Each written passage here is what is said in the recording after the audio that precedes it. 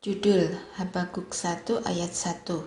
Ucapan ilahi dalam penglihatan Nabi Habakuk. Keluhan Nabi karena ketidaksetiaan. Habakuk 1 ayat 2-4. Berapa lama lagi Tuhan aku berteriak, tetapi tidak kau dengar. Aku berseru kepadamu, penindasan, tetapi tidak kau tolong. Mengapa engkau memperlihatkan kepadaku kejahatan, sehingga aku memandang kelaliman? Ya, aniaya dan kekerasan ada di depan mataku. Perbantahan dan pertikaian terjadi. Itulah sebabnya hukum kehilangan kekuatannya dan tidak pernah muncul keadilan, sebab orang fasik mengepung orang benar. Itulah sebabnya keadilan muncul terbalik. Penghukuman yang dijalankan oleh orang Kasdim. Habakuk 1 ayat 5-11. Lihatlah di antara bangsa-bangsa dan perhatikanlah. Jadilah heran dan tercengang-cengang, sebab aku melakukan suatu pekerjaan dalam zamanmu yang tidak akan kamu percayai jika diceritakan. Sebab sesungguhnya akulah yang membangkitkan orang Kasdim, bangsa yang garang dan tangkas itu, yang melintasi lintang bujur bumi untuk menduduki tempat kediaman yang bukan kepunyaan mereka. Bangsa itu dahsyat dan menakutkan. Keadilannya dan keluhurannya berasal daripadanya sendiri. Kudanya lebih cepat daripada macan tutul dan lebih ganas daripada serigala pada waktu malam. Pasukan berkudanya datang berderap dari jauh, mereka datang. Terbang seperti Raja Wali yang menyambar mangsa. Seluruh bangsa itu datang untuk melakukan kekerasan. Serbuan pasukan depannya seperti angin timur, dan mereka mengumpulkan tawanan seperti banyaknya pasir. Raja-raja dicemoohkannya, dan penguasa-penguasa menjadi tertawaannya. Ditertawakannya tiap tempat berkubu, ditimbunkannya tanah dan direbutnya tempat itu. Maka berlarilah mereka seperti angin dan bergerak terus. Demikianlah mereka bersalah dengan mendewasakan kekuatannya. Di manakah keadilan Tuhan? Habakuk 1 ayat 12-17. Bukankah Engkau ya Tuhan dari dahulu Allahku yang Maha Kudus? Tidak akan mati kami ya Tuhan. Telah Kau tetapkan Dia untuk menghukumkan, ya gunung batu. Telah Kau tentukan dia untuk menyiksa. Matamu terlalu suci untuk melihat kejahatan, dan Engkau tidak dapat memandang kelaliman. Mengapa Engkau memandangi orang-orang yang berbuat khianat itu, dan Engkau berdiam diri apabila orang fasik menelan orang yang lebih benar dari dia? Engkau menjadikan manusia itu seperti ikan di laut, seperti binatang-binatang melata yang tidak ada pemerintahnya. Semuanya mereka ditariknya ke atas dengan kail, ditangkap dengan pukatnya dan dikumpulkan dengan payangnya. Itulah sebabnya ia bersukaria dan bersorak-sorai. Itulah sebabnya dipersembahkannya korban untuk pukatnya dan dibakarnya korban untuk payangnya. Sebab oleh karena alat-alat itu, pendapatannya mewah dan rezekinya berlimpah-limpah. Sebab itulah ia selalu menghunus pedangnya dan membunuh bangsa-bangsa dengan tidak kenal belas kasihan. Orang yang benar akan hidup oleh karena percayanya. Habakuk 2 ayat 1-5. Aku mau berdiri di tempat pengintaianku dan berdiri tegak di menara. Aku mau meninjau dan menantikan apa yang akan difirmankannya kepadaku dan apa yang akan dijawabnya atas pengaduanku. Lalu Tuhan menjawab aku demikian, tuliskanlah penglihatan itu dan ukirkanlah itu pada loh-loh, supaya orang sambil lalu dapat membacanya. Sebab penglihatan itu masih menanti saatnya, tetapi ia bersegera menuju kesudahannya dengan tidak menipu. Apabila berlambat-lambat, nantikanlah itu. Sebab itu sungguh-sungguh akan datang dan tidak akan bertangguh. Sesungguhnya orang yang membusungkan dada tidak lurus hatinya, tetapi orang yang benar itu akan hidup oleh percayanya. Orang sombong dan kianat, dia yang melagak. Tetapi ia tidak akan tetap ada. Ia mengangangkan mulutnya seperti dunia orang mati, dan tidak kenyang-kenyang seperti maut, sehingga segala suku bangsa dikumpulkannya dan segala bangsa dihimpunkannya. Penghukuman atas para penindas, Habakuk 2 ayat 6-20.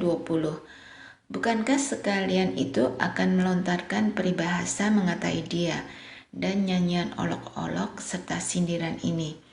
Celakalah orang yang menggaruk bagi dirinya apa yang bukan miliknya. Berapa lama lagi? Dan yang memuati dirinya dengan barang gadaian. Bukankah akan bangkit dengan sekonyong-konyong mereka yang menggigit engkau, dan akan terjaga mereka yang mengejutkan engkau, sehingga engkau menjadi barang rampasan bagi mereka?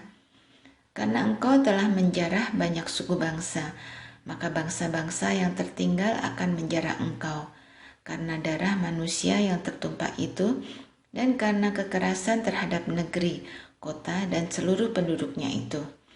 Celakalah orang yang mengambil laba yang tidak halal untuk keperluan rumahnya, untuk menempatkan sarangnya di tempat yang tinggi, dengan maksud melepaskan dirinya dari genggaman malapetaka. Engkau telah merancangkan celah ke atas rumahmu ketika engkau bermaksud untuk menghabisi banyak bangsa. Dengan demikian engkau telah berdosa terhadap dirimu sendiri. Sebab batu berseru-seru dari tembok, dan balok menjawabnya dari rangka rumah. Celakalah orang yang mendirikan kota di atas darah dan meletakkan dasar benteng di atas ketidakadilan. Sesungguhnya, bukankah dari Tuhan semesta alam asalnya bahwa bangsa-bangsa bersusah-susah untuk api dan suku-suku bangsa berlelah untuk yang sia-sia? Sebab bumi akan penuh dengan pengetahuan tentang kemuliaan Tuhan, seperti air yang menutupi dasar laut. Celakalah orang yang memberi minum sesamanya manusia bercampur amarah, bahkan memabukkan dia untuk memandang auratnya. Telah engkau kenyangkan dirimu dengan kehinaan ganti kehormatan. Minumlah juga engkau dan terhuyung-huyunglah. Kepadamu akan beralih piala dari tangan kanan Tuhan, dan celah besar akan meliputi kemuliaanmu. Sebab kekerasan terhadap gunung Libanon akan menutupi engkau, dan pemusnahan binatang-binatang akan mengejutkan engkau. Karena darah manusia yang tertumpah itu, dan karena kekerasan terhadap negeri, kota, dan seluruh penduduknya itu. Apakah gunanya patung pahatan yang dipahat oleh pembuatnya? Apakah gunanya patung tuangan pengajar dusta itu? Karena pembuatnya percaya akan buatannya, padahal berhala-berhala bisu belaka yang dibuatnya. Celakalah orang yang berkata kepada sepotong kayu, terjagalah, dan kepada sebuah batu bisu, bangunlah. Masakan dia itu mengajar? Memang ia bersalutkan emas dan perak, tetapi roh tidak ada sama sekali di dalamnya. Tetapi Tuhan ada di dalam bait-Nya yang kudus. Berdiam dirilah di hadapannya, ya segenap bumi. Doa Nabi Habakuk. Habakuk 3 ayat 1-19. Doa Nabi Habakuk menurut nada ratapan. Tuhan, telah kudengar kabar tentang Engkau dan pekerjaanmu ya Tuhan, kutakuti. Hidupkanlah itu dalam lintasan tahun, nyatakanlah itu dalam lintasan tahun. Dalam murka, ingatlah akan kasih sayang.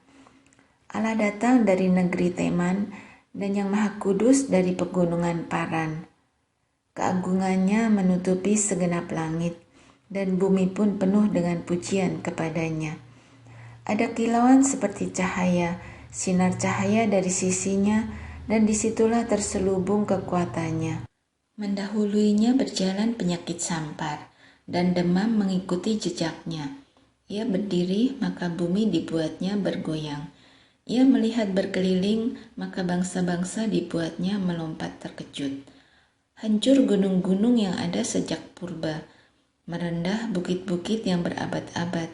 Itulah perjalanannya berabad-abad. Aku melihat kemah-kemah orang Kusyan tertekan, kain-kain tenda tanah Midian menggetar.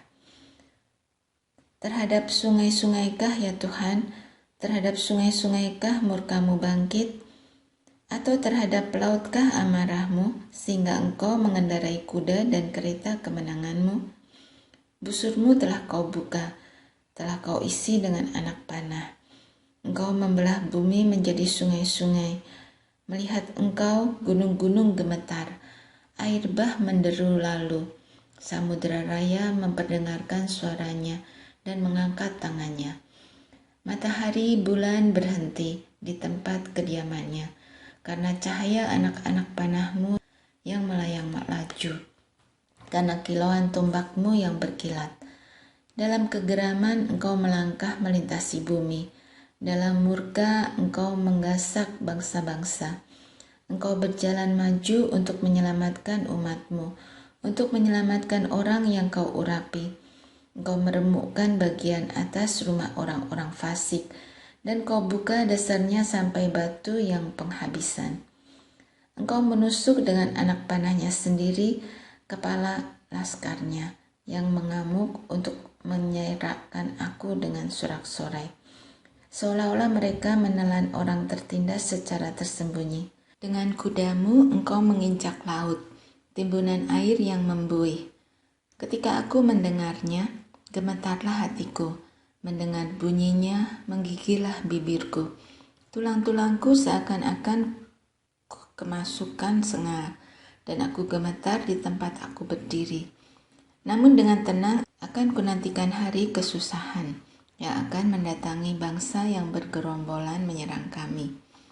Sekalipun pohon ara tidak berbunga, pohon anggur tidak berbuah, hasil pohon zaitun mengecewakan, sekalipun ladang-ladang tidak menghasilkan bahan makanan, kambing domba terhalau dari kurungan, dan tidak ada lembu sapi dalam kandang, namun aku akan bersorak-sorak di dalam Tuhan, beria-ria di dalam Allah yang menyelamatkan aku.